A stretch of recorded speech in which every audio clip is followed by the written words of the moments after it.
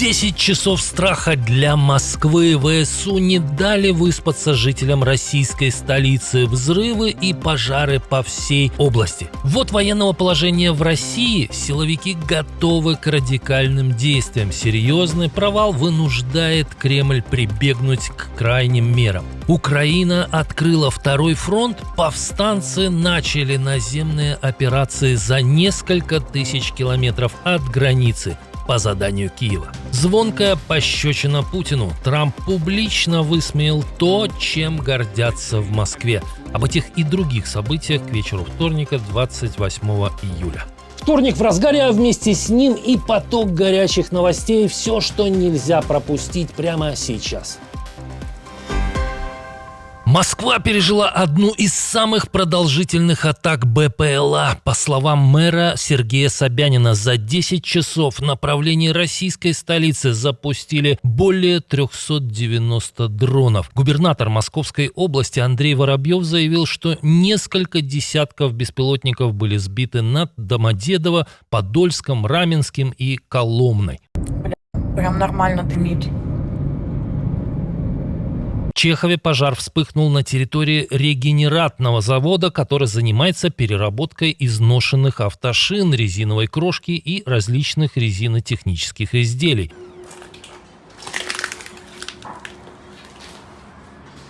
Тут же в Чехове один из дронов попал в многоэтажный дом.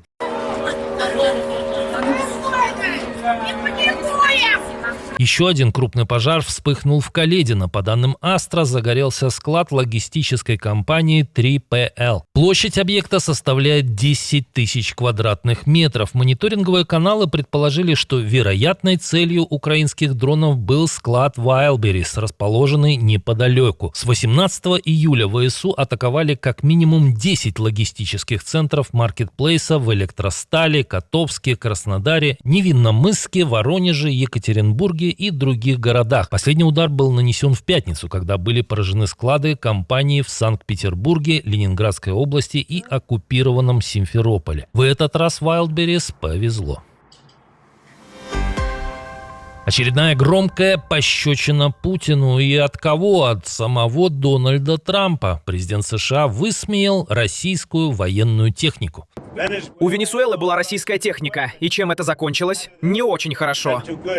Трамп также сообщил, что у него есть неприятный вопросик к хозяину Кремля. Глава Белого дома заявил об этом, отвечая на вопрос журналистов, правда ли, что Москва передает Тегерану спутниковые снимки американских баз в Персидском заливе. Ну, мы это выясним. Я спрошу об этом Путина. Кстати, президент США обещал позвонить Путину еще в начале июля, во время саммита НАТО в Анкаре, но так и не сдержал обещания. Наши так называемые партнеры нас просто надули.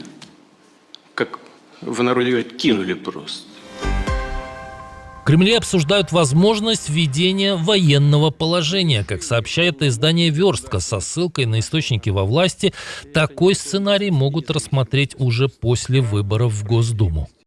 Положение страны становится все серьезнее, и без крайних мер его уравновесить может и не получиться. По данным издания, часть представителей силового блока выступает за более жесткие меры. Среди возможных шагов называют введение военного положения, новую волну мобилизации, ограничения на выезд за границу для отдельных категорий граждан и даже перевод части банковских вкладов в военные облигации для покрытия дефицита бюджета. Источники «Верстки» утверждают, что поводом для таких решений может стать серьезный провал на фронте или резкое сокращение числа желающих подписывать контракты с армией. По действующему законодательству военное положение позволяет вводить комендантский час, ограничивать передвижение граждан, направлять людей на оборонные предприятия, а также отменять выборы. Владимир Зеленский уже прибыл в США. Начнется этот визит со встречи с Дональдом Трампом. Она будет уже второй за месяц. В начале июля президенты уже говорили во время саммита НАТО в столице Турции. Приоритет номер один – это антибаллистика и стратегическое сотрудничество с Америкой. Мир должен стать ближе. Кроме того, президент Украины выступит в Капитолии. На эту встречу приглашены все 100 американских сенаторов. И все это на фоне рассмотрения в Конгрессе законопроекта о так называемых адских санкциях против России. С его автором, большим другом Украины, сенатором Линдси Грэмом, прощаются сегодня в Вашингтоне, и Владимир Зеленский примет участие в этой траурной церемонии. Путин снова увеличивает численность российской армии. С 1 августа штат военнослужащих вырастет еще на 25 тысяч человек и достигнет 1 миллиона 535 тысяч. Соответствующий указ уже подписан. Это уже второе увеличение за последние 2 месяца и 6-е с начала полномасштабной войны против Украины. Общая штатная численность вооруженных сил России теперь превысит 2 миллиона 426 тысяч человек. Формально Кремль объясняет расширение созданием новых военно-строительных подразделений, однако одновременно правительству поручено выделить Министерству обороны дополнительные средства из федерального бюджета. За 4,5 года войны численность российской армии по штатному расписанию выросла более чем на 500 000 военнослужащих. Тем временем в Киеве анонсируют скорые удары по Москве собственной баллистикой. По словам главного конструктора компании Firepoint Дениса Штиллермана, уже к концу года предприятие рассчитывает выпускать до 3 таких ракет в день. Это большая ракета, большой двигатель и большое изделие. 800 килограмм доставить на 850 километров – это такая большая ракета. В интервью Дмитрию Гордону создатель легендарной «Фламинго» заявил, что при достаточном финансировании компания сможет производить 90 баллистических ракет в месяц. По его словам, первые удары новой продукции компании боеприпасом FP-9 по столице России могут быть нанесены уже этой осенью. Если эти планы удастся реализовать, объемы производства украинской компании окажутся сопоставимыми с нынешними российскими темпами выпуска баллистических ракет. Во Вроцлаве задержали 2 мужчин, которых подозревают в жестоком нападении на пару из Украины. Одним из задержанных оказался известный боксер, ранее отбывавший длительный срок в тюрьме. По данным польских СМИ, он пытался скрыться из города, но был задержан спецназом на трассе. Подозреваемым 27 и 45 лет. Польская полиция также разыскивает 3-го участника нападения. Всем фигурантам дела может грозить до 5 лет лишения свободы. Министр иностранных дел Украины Андрей Сибига поблагодарил польских правоохранителей за оперативную реакцию и быстрое задержание подозреваемых.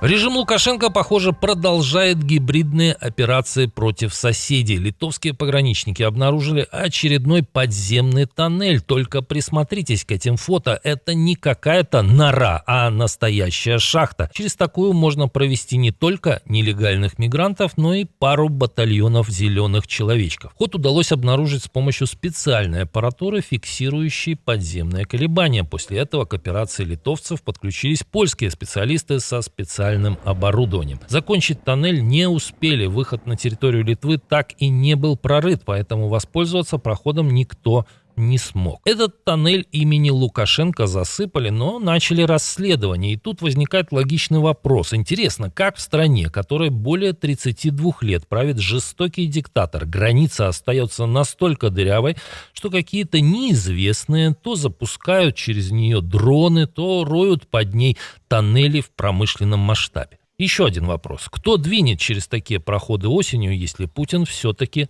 проведет мобилизацию?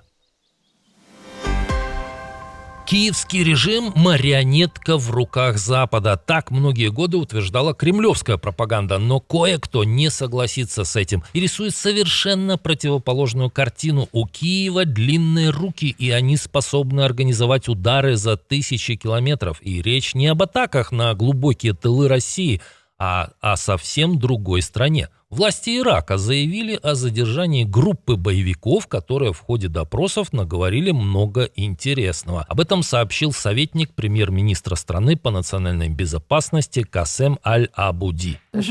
Они признали, что работают в интересах Украины и подвергли обстрелу некоторые иракские объекты.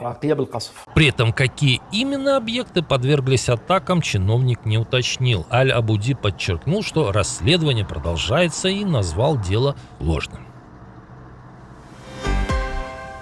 Догнать и перегнать Америку – этот советский лозунг некоторым из нас знаком с детства. Но, как оказалось, кое в чем Америка вынуждена догонять других. В Пентагоне признали, что Соединенные Штаты серьезно проигрывают в гонке вооружений. Речь об одном направлении, в котором страна заметно отстает. К счастью, не от врага. США уступают Украине в производстве беспилотников. Об этом сообщает агентство Reuters со ссылкой на представителя американского оборонного ведомства. По словам руководителя программы развития беспилотных систем Пентагона Трэвиса Мэтца, в 2026 году Украина может выпустить от 6 до 7 миллионов небольших FPV-дронов. Для сравнения, американская программа стоимостью более $1 миллиарда предусматривает закупку всего 200 тысяч беспилотников к февралю 2027 года. Как отмечает Reuters, одним из препятствий для наращивания производства стало правило Пентагона, согласно которому военные дроны должны собираться с использованием